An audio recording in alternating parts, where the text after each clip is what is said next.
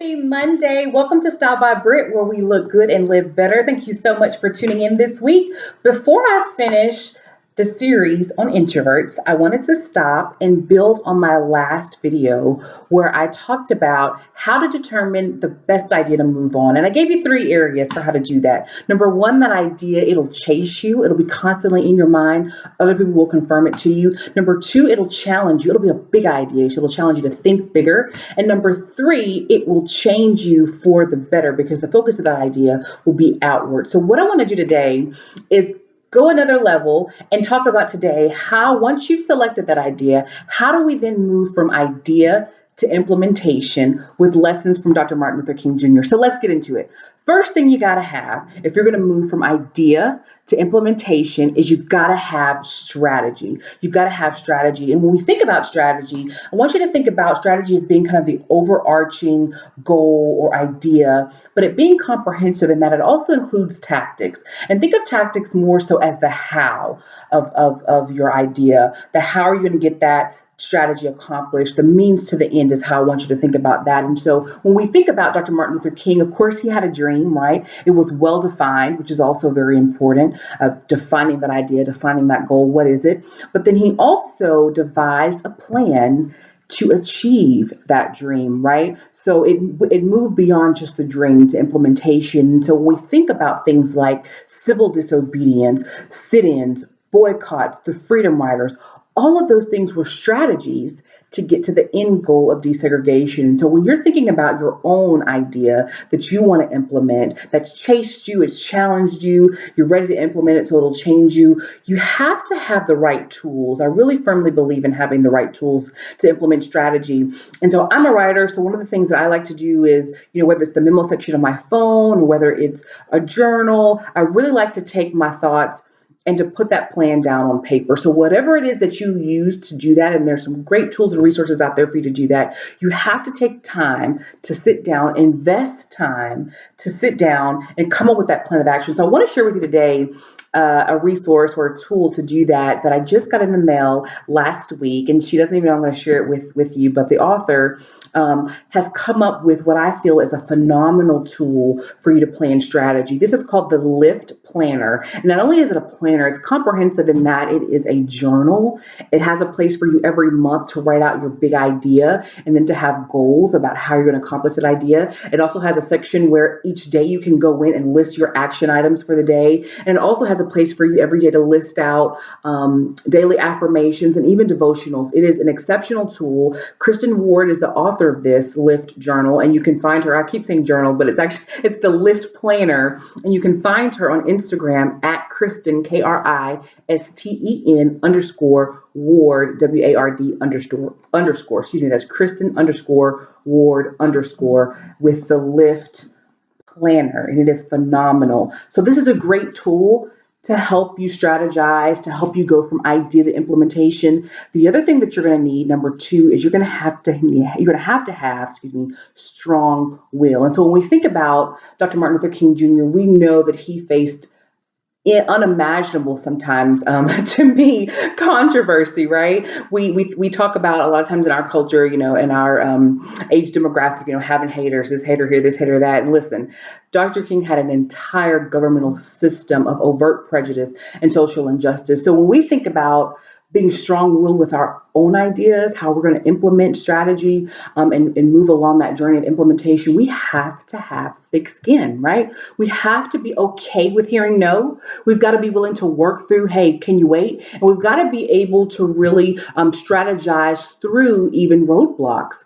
And so one of the things that I'll share with you just kind of as my own personal opinion when it comes to being strong-willed, I really feel like, especially with millennials, which I know is my primary demographic here, that sometimes we, myself included, can be very thin-skinned in this area when it comes to accepting criticism. And criticism is so crucial when you think about implementation, because there are going to be times when people share things with you that are adverse to either what you're doing or how you're trying to implement and execute, or even who you are in terms of your personal development. And it may not be what you actually want to hear at that time, but I try to challenge myself to think of accepting criticism in this way.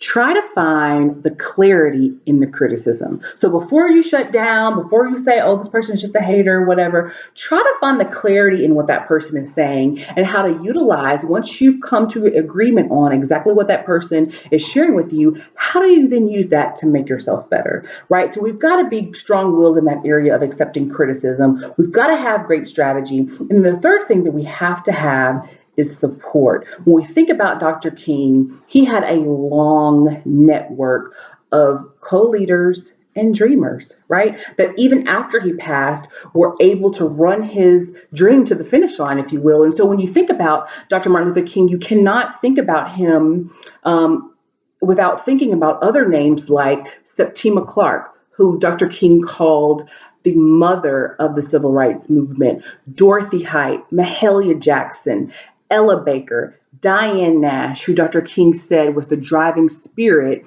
in the nonviolent assault of desegregation at lunch counters. And those are some names and some ladies, of course, that you may not hear quite as often, but they were right there alongside names that you probably hear more commonly, like Ralph Abernathy, who was considered Dr. King's closest friend, Andrew Young, Harry Belafonte, Jesse Jackson, and the Honorable Congressman John Lewis. So you've got to have great support. Great support is essential. So when you think about your own idea and how you're going to implement, I challenge you to sit down, get your piece of paper, get your pen, and literally think about and write out, who's in my support network? Who are those people that are going to help me take this idea that's in my mind, that I've put on paper, that I've devised a plan? Who's going to help me run this thing to the finish line? And here's what you've got to think about when it comes to your support network. I'm going to move in close for this because I feel like it's really important. When you think about those names, when you're listing out those names, you want to choose people who have three things: same values, they have a shared vision, and you're sure of their investment. I'll give it to you again. You want people in your support network who have the same values, they have shared vision, and you're sure of their investment. Why do I say that? I could go a whole additional 5 minutes just on this bullet, but I'll give you two things, okay? When you're thinking about receiving support, you want to be clear on that person's investment, which means being clear on their expectations. What is that person expecting to give or to support you with or what have you? And then what are they expecting then for you to do in return if they're expecting something, which brings me to number two in bullet number 3.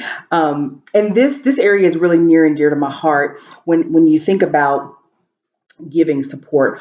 One of the things that has become so evident to me since I have launched Style by Britt is that when you give support genuinely, sometimes, okay, I won't say all of the time, but sometimes you should give it without feeling entitled to a return.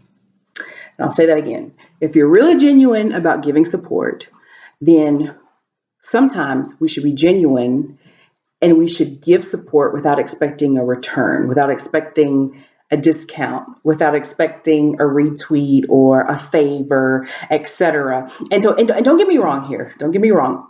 I definitely believe in mutual support. I definitely understand return on investment. But sometimes people will say that they're supporting you, and what they're really saying is they're sponsoring you, or they want to be a sponsor, not a support, because they have this expectation or this attitude of entitlement that because I'm doing this for you, I expect you to in return fill in the blank, whatever that is. So that's why I say when you're receiving support, you want to be clear on expectations, but when you're giving support, if you don't take anything else away from this video, I challenge you sometimes to just give it. Say, hey, I share your values, I share your vision, and I want to be invested wholeheartedly. I'm not looking for anything in return. You don't have to pay me. You don't have to break me off anything, discount here, slide my name to this person because I know your network is X, Y, and Z. No, I have no expectations of you, no strings attached.